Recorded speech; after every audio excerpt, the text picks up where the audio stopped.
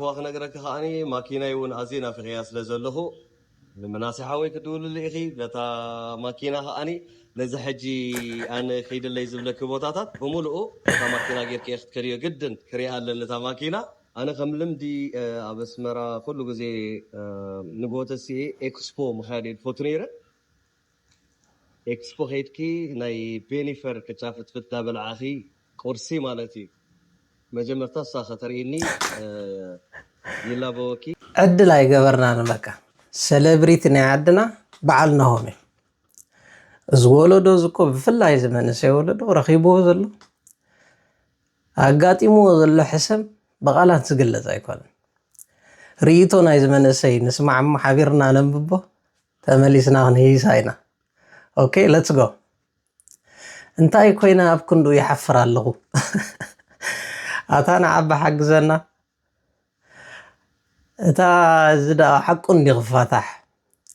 نعسرت شحنا وفا تا مكينا خا بعراينا نعسرت حمش شح واقو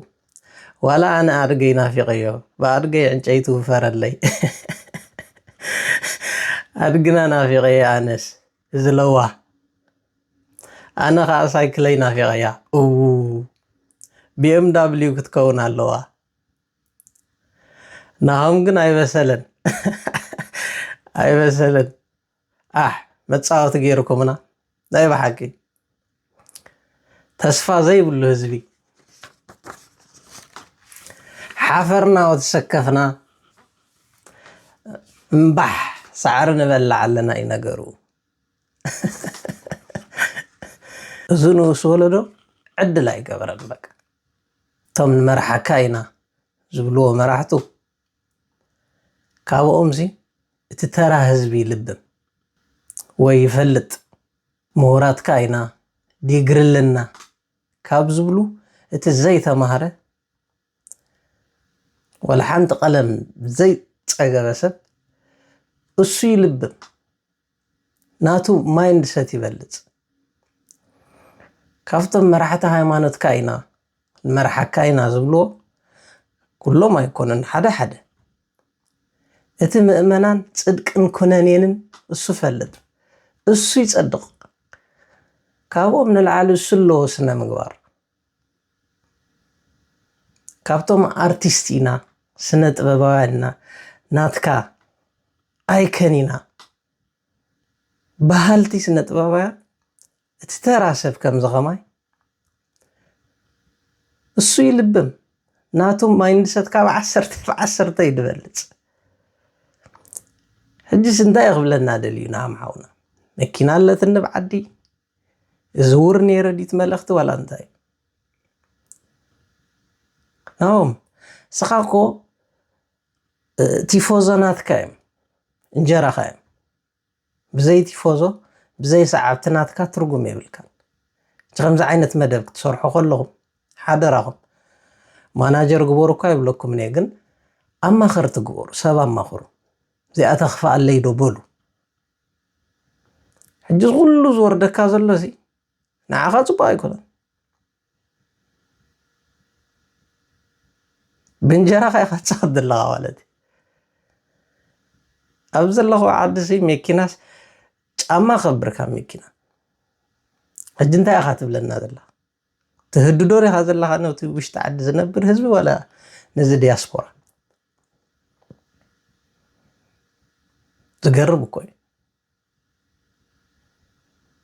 ፀርፀር ኣቢልካ ያ ነዚ መንእሰይ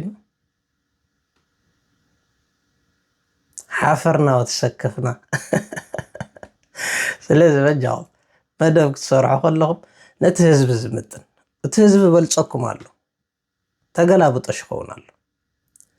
ካፍቲ ምሁርሲ ቶም ዘይተምሃርና ንሓይሽ ካፍቶም መራሕቲ ሃገር ዲፕሎማሰኛታት ኤምባሲን መርሒና ዝብሉ ኣምባሳደራት ካፍቶም ሚኒስተራት እቲ ተራ ህዝቢ ናቱ ማይንድሰት ትበልጽ ሕጂ ከም ህዝቢ ሲ ከምዚ ዓይነት ሓሳብ ገጢምና ዘሎ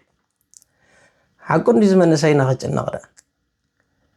ንመን ይርእስክ ንመን ይከታተል ዋንሕና እኮ ኣብ ፅቡቅ ጊዜ ኣምሓርኛ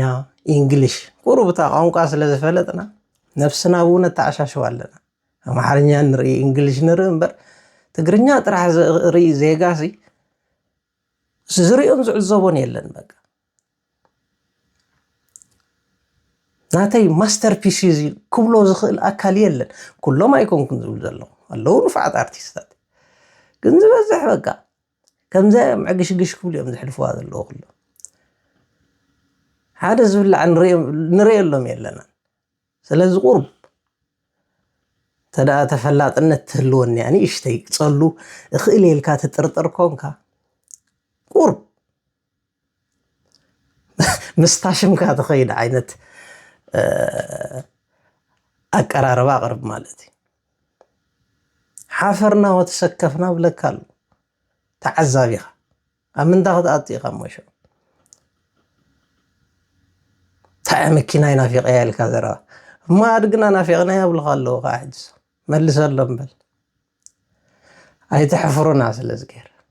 ኣይትሕፍሩና ነውሪ هبقدوا أنهم نفسي